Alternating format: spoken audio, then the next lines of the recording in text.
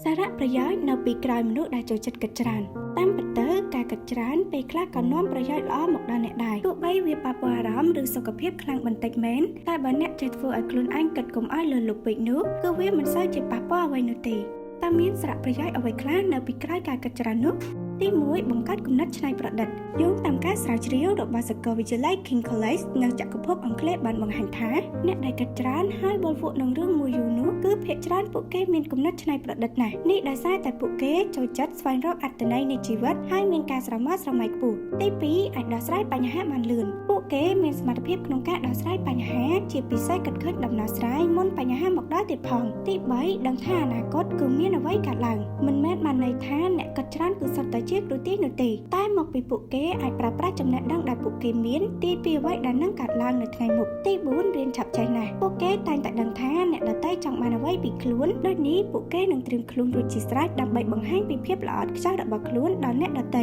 ទី5តែងតែត្រៀមខ្លួនរួចជាស្រេចដោយសារតែពួកគេអាចគិតនិងដឹងថាអ្វីទៅអាចកើតមាននៅថ្ងៃខាងមុខពួកគេនឹងរៀបចំខ្លួនត្រៀមរួចជាស្រេចទី6តែងតែសម្រេចចិត្តបានល្អពួកគេដឹងថាតើការសម្រេចចិត្តមួយណាអាចមានផលលំបាកនិងគុណប្រយោជន៍អ្វីខ្លះនេះដោយសារតែការវិនិច្ឆ័យនិងការកលំខ្លាញមិនចេះចាប់បញ្ចេះហើយទើបធ្វើឲ្យពួកគេសម្រេចចិត្តធ្វើអ្វីមួយបានត្រឹមត្រូវតែម្ដង